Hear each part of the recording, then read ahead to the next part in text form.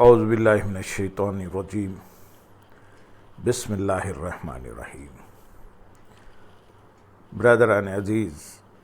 و معزز خواتین، ہماری آج کی یہ نشست پچھلی 7 نشستوں کا تسلسل ہے، جس میں ہم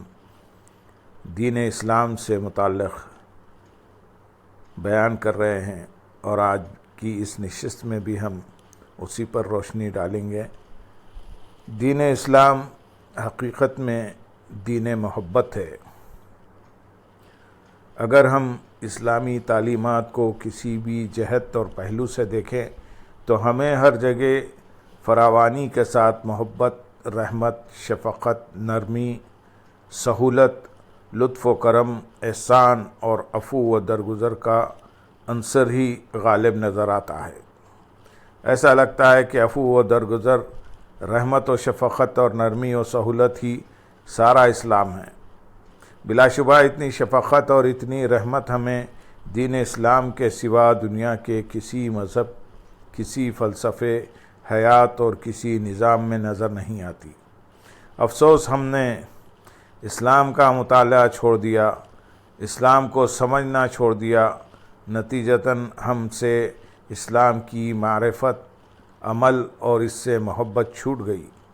اور اسلام سے ہمارا رشتہ کمزور ہو گیا، جس کے سبب ہم اسلام سے دور ہوتے چلے گئے۔ محبت صرف دین اسلام اور ایمان کی بنیاد ہی نہیں، بلکہ دین کے ہر رشتے اور نسبت کی بنیاد بھی ہے۔ جس طرح اللہ تعالیٰ سے تعلق محبت پر قائم ہے، اسی طرح مسلمان کا رسول پاک صلی اللہ علیہ وسلم سے تعلق بھی محبت پر قائم ہے۔ ہر چیز محبت کے تابع ہے۔ یہ کہنا بے جانا ہوگا کہ اس تعلق کی اساس محبت ہے، ایمان کی اساس محبت ہے، ایمان کا بیج محبت ہے، حتیٰ کہ ایمان کا کمال بھی محبت ہے۔ قرآن مجید میں رب کائنات نے جا بجا اپنی اور حضور نبی اکرم صلی اللہ علیہ وسلم سے محبت،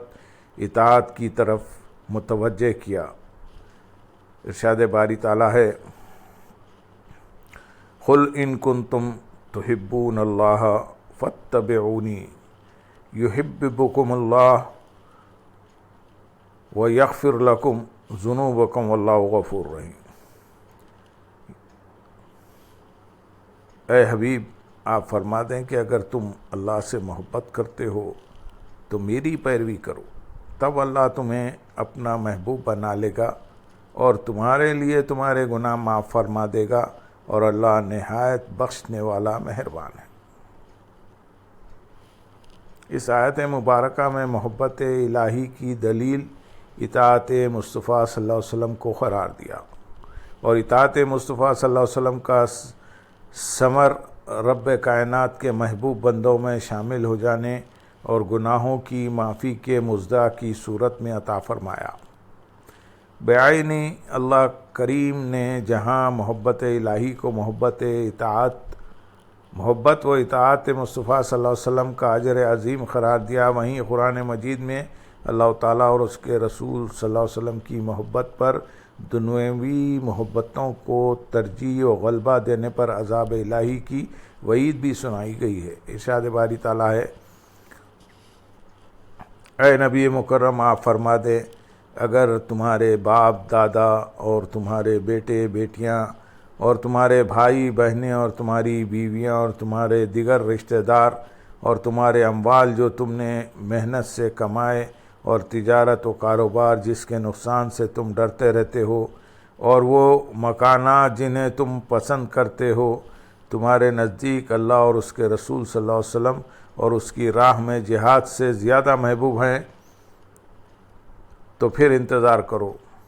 یہاں تک کہ اللہ اپنا حکم یعنی عذاب لے آئے،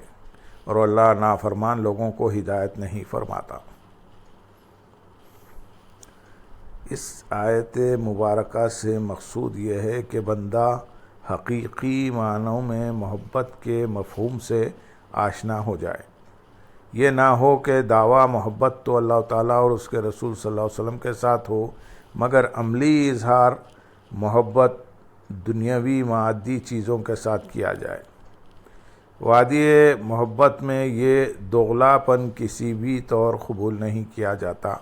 بلکہ ناکامی و خسران کا باعث بنتا ہے۔ حضرت انس رضی اللہ تعالیٰ عنہ سے مروی ہے کہ حضور نبی اکرم صلی اللہ علیہ وسلم نے اپنی محبت کو مومنین پر غالب کر لینے کا حکم فرمایا ہے۔ تم میں سے کوئی شخص اس وقت تک مومن نہیں ہو سکتا جب تک کہ میں اسے اس کے والد یعنی والدین، اس کی اولاد اور تمام لوگوں سے محبوب تر نہ ہو جاؤں۔ ایک روایت میں حضرت انس رضی اللہ تعالیٰ عنہ سے مروی الفاظ ہیں کہ رسول اللہ صلی اللہ علیہ وسلم نے فرمایا، جب تک میں اس کے اہل و عیال اور مال سے بھی محبوب تر نہ ہو جاؤں۔ کائنات انسانی میں نبی رحمت صلی اللہ علیہ وسلم کے علاوہ کوئی انسان ایسا نہیں جس کی محبت، رحمت و شفقت اور احسان و انعام کا یہ عالم ہو کہ وہ غم و غصے کی انتہائی کیفیت میں بھی اپنے دامن رحمت کو تمام انسانوں پر پھیلائے رکھے اور اپنے مرتبے رحمت للعالمین پر قائم رہے۔ بلا شبہ یہ مرتبہ ساری کائنات انسانی میں فقط ایک فرد مقدس کو حاصل ہوا جو ہمارے نبی، سردار اور آقا علیہ السلام ہیں۔ وہ اتنے کامل ہیں کہ ان کے کمال میں کسی نقص کا کوئی گمان ہو ہی نہیں سکتا۔ چنانچہ جب آپ صلی اللہ علیہ وسلم احکام دیتے تو آپ صلی اللہ علیہ وسلم کا یہی محبت بھرا طرز عمل اور طرز فکر اجرائے احکام میں بھی جھلکتا نظر آتا۔ ام المومنین حضرت عائشہ صدیقہ رضی اللہ تعالیٰ عنہ فرماتی ہیں کہ حضور نبی اکرم صلی اللہ علیہ وسلم نے اللہ تعالیٰ کی بارگاہ میں دعا فرمائی، اے اللہ، میری امت میں اگر کسی شخص کو امت کے کسی معاملے پر سلطانی امارت، حکمرانی یا ذمہ داری ملے مگر وہ ان پر سختی کرے تو تو بھی اس کے ساتھ سختی سے پیش آئے۔ زور اگر کسی شخص کو امت پر کوئی ذمہ داری ملے اور وہ لوگوں کے ساتھ، اپنے ماتحتوں کے ساتھ نرم رویہ اختیار کرے، ان سے محبت اور شفقت سے پیش آئے تو باری تعالیٰ تو بھی ان کے بدلے میں اس سے نرمی، شفقت اور رحمت و بخشش سے پیش آ۔ یعنی آقا صلی اللہ علیہ وسلم کو گوارا نہ تھا کہ امت کے کسی بھی معاملے میں کوئی امیر، وزیر اعظم، صدر یا کسی بھی سطح کا افسر اپنے ماتحتوں کے ساتھ سختی سے پیش آئے۔ اس لیے اللہ تعالیٰ کی بارگاہ میں عرض کیا، مولا، جو حکمران امت کے ساتھ سختی سے پیش آئے، انہیں اذیت دے اور ناحق پر پریشان کرے تو اسے ایسے شخص کے ساتھ تو بھی سختی کے ساتھ پیش آ۔ پھر اپنی دعا میں عرض کیا، اے اللہ، اگر کسی شخص کو امت پر کوئی ذمہ داری ملے اور وہ لوگوں کے ساتھ، ماتحتوں کے ساتھ نرم رویہ اختیار کرے، ان سے محبت اور شفقت سے پیش آئے تو باری تعالیٰ تو بھی اس کے بدلے میں اس سے نرمی، شفقت اور رحمت و بخشش سے پیش آ۔ گویا حضور نبی اکرم صلی اللہ علیہ وسلم نے قیامت تک کے لیے اپنی امت کے تمام لوگوں کے لیے دائمی اصول مرتب فرما دیے کہ ان میں سے جو بھی حاکم بنایا جائے، اگر وہ امت کے افراد کے ساتھ محبت اور نرمی سے پیش آئے گا تو قیامت کے دن اللہ تعالیٰ بھی اس کے صلے میں اس سے نرمی اور رحمت و شفقت سے پیش آئے گا۔ لیکن اگر وہ اللہ تعالیٰ کے بندوں اور حضور صلی اللہ علیہ وسلم کی امتیوں کے ساتھ سختی کے ساتھ پیش آئے گا تو پھر وہ یاد رکھ لے کہ قیامت کے دن اس کے ساتھ بھی سختی کی جائے گی۔ یہ دین اسلام کا حقیقی پہلو ہے جو دین محبت کی صورت میں ہمارے سامنے آتا ہے۔ اللہ رب العزت کی ذات عالیہ سے لے کر سنت مصطفیٰ صلی اللہ علیہ وسلم، سیرت محمدی صلی اللہ علیہ وسلم اور دین اسلام کی جملہ تعلیمات میں انسانی قدروں، انسان کے دکھ درد، انسان کی شخصی، طبعی اور ذاتی مجبوریاں، اس کے جذبات و محسوسات اور اس کے مسائل کا بھی خیال رکھا گیا ہے۔ دین اسلام سے بڑھ کر کسی دین، کسی نظام حیات یا کسی مذہب میں محبت، شائستگی اور انسانی نوازی اور کیا ہوگی۔ اس سے یہ بات واضح ہوتی ہے کہ اسلام اپنی تعلیمات کو جس قدر بلندیوں تک لے گیا ہے، دنیا کا کوئی مذہب اور فلسفہ اس کے گرد کو بھی نہیں پا سکتا۔ بدقسمتی یہ ہے کہ ہم نے اسلام کو صحیح طور پر نہیں سمجھا۔ لادینی میلان، سیکولر مائنڈ رکھنے والے اس کی عظمتوں سے لا علمی کے سبب اس سے انکار کرتے ہیں، اور اسلام کے دعوے دار بسبب جہالت اس کا نازیبا چہرہ پیش کر رہے ہیں۔ یہی وجہ ہے کہ اس دین محبت کو ناحق بدنام کیا جا رہا ہے۔ ذرا سوچئے، جو دین ایک بچے کے رونے کے باعث ایک ماں کی ممتا پر بیتنے والے احساس کے نتیجے میں نماز جیسی عظیم عبادت کو مختصر کر دینے کا اہتمام کرتا ہے، وہ دین کیسے گوارا کر سکتا ہے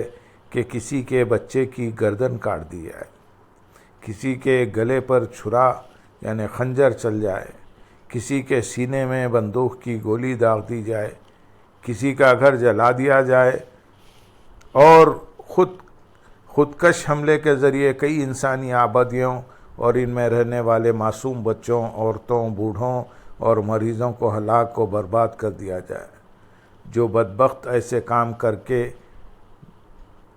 بھی خود کو مسلمان سمجھتے ہیں، وہ بتائیں تو صحیح کہ ان کا رشتہ کس اسلام اور کس قرآن کے ساتھ ہے۔ یہی وہ لوگ ہیں جو اپنے من گھڑت تصورات کو مذہب کا نام دے کر اسلام کو بدنام کر رہے ہیں۔ حقیقت میں